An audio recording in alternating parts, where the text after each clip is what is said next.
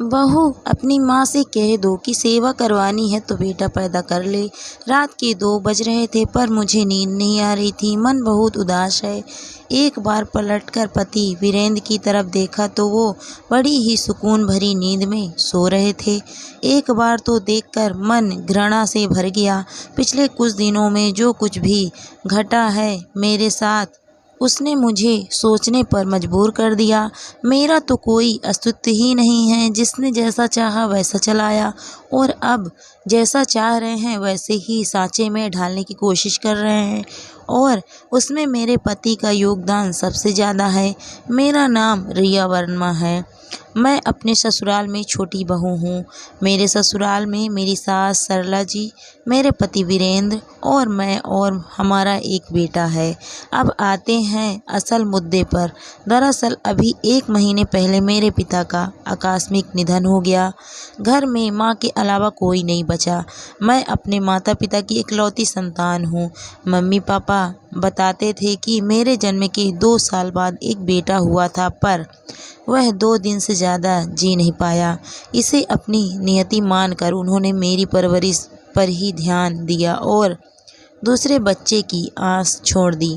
खैर, पिताजी की मृत्यु के बाद अब कई फैसले लेने थे। सबसे बड़ा फैसला कि माँ कहाँ रहेगी, क्योंकि माँ अब बिल्कुल अकेली हो चुकी थी। इसीलिए मैं उन्हें अकेला छोड़ना नहीं चाहती थी, लेकिन ससुराल में माँ को लाने को भी तैयार नहीं थी। कारण जब मेरे बेटे ने जन्म लिया था उस समय मेरी माँ यहाँ 1 महीने के लिए आई थी। मेरी सास और मेरे पति ने तो उन्हें नौकरानी ही समझ लिया था। बेचारी मेरी माँ सुबह से रात तक काम ही लगी रहती थी, पर मजाल है कि दोनों माँ बेटे में से कोई उनकी मदद तो करा दे। लेकिन इस बारे में वीरेन को कोई चिंता नहीं थी, बल्कि वह तो दिन रात यही बातें करता था कि प्रॉपर्टी का क्या करना है, क्योंकि उसे अच्छे से पता था कि माँ ने पूरा फैसला मेरे ऊपर डाल दिया है। लेकिन मैं तो यह देखकर हैरान थी कि ससुराल में तो मुझे कभी निर्णय लेने नहीं दिया जाता था। आज मेरे मायके में भी मुझे फैसले लेने का हक नहीं था। वीरेन मुझे अपने हिसाब से चलाने की कोशिश कर रहे थे। इस महीने में मुझसे कई बार कह चुके हैं कि अपनी माँ से कहो कि प्रॉपर्टी मेरे नाम कर दे, तो मैं उनकी जिम्मेदारी उठाने को तैयार हूँ। वैसे भी अब वह अकेली क्या कर लेंगी, किसी ने किसी सहारे की ज़रूरत तो पड़ेगी ही ना। पर मेरा मन नहीं मानता। जो इंसान अपनी बीवी के हाथ में खर्चे देने से पहले 10 बार सवाल जवाब करता है, 10 बातें सुनाता है, वो उसकी माँ की खर्चा उठा ले, ऐसा हो नहीं सकता। और दूसरी और ज़रूरी बात, उनके माँ ने कौन सी अपनी प्रॉपर्टी उनके नाम कर दी, पर फिर भी खुशी खुशी उनका खर्चा तो उठा रहे हैं ना। तुम्हारे भैया भाभी तो बाहर रहते हैं, साल में 2-3 बार आते हैं, सारा खर्चा वीरेन ही तो उठाते हैं। तो ये इंसान मेरी माँ से सौदेबाजी क्यों करना चाहता है? बस यही बात मेरे दिल को चुभ रही है। कल रात जब सासू माँ से इस बारे में बात की तो उन्होंने मुझे ही डांट दिया। क्या गलत कह रहा है वो? मेरा बेटा है, तुम्हारी माँ के खर्चे क्यों उठाएगा? बेचारे को कोल्हू का बैल समझ रखा है क्या? पर माँ जी, जैसे आप हमारी जिम्मेदारी हो, वैसे ही मेरी माँ भी तो हमारी जिम्मेदारी है ना।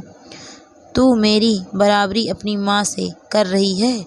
मैंने अपने बेटे को जन्म दिया है, पाल पोस कर बड़ा किया है, बदले में वह मेरी सेवा कर रहा है। तो तुझे देखकर जलन हो रही है? इतना ही सेवा करवाने का शौक था तो एक बेटा और पैदा कर लेती तेरी माँ।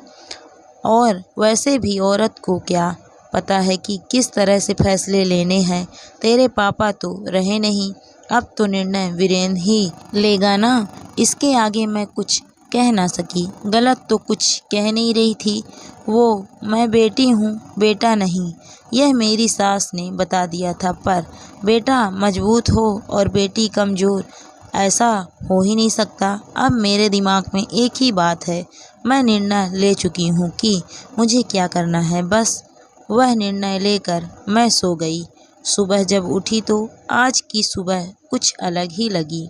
मैं जल्दी जल्दी घर के काम कर रही थी। मुझे देखकर मेरी सासू माँ बीरेन से बोली, आज बहू को कहीं जाना है क्या? बड़ी जल्दी जल्दी काम निपटा रही है। मुझे देखकर बीरेन ने कहा, कहीं जा रही हो क्या तुम?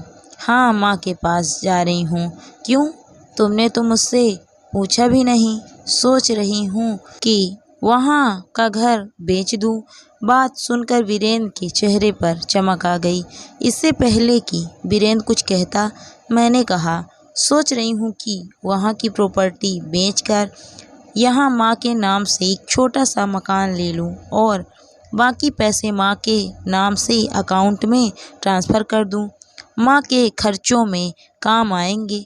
माँ पास में रहेगी तो मैं भी उन्हें आसानी से दिन में जाकर संभाल लूँगी।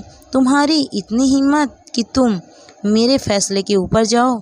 देख रहा हूँ बहुत ज़्यादा बोलने लगी हो आजकल। मैं आपके फैसले के ऊपर कहाँ जा रही हूँ?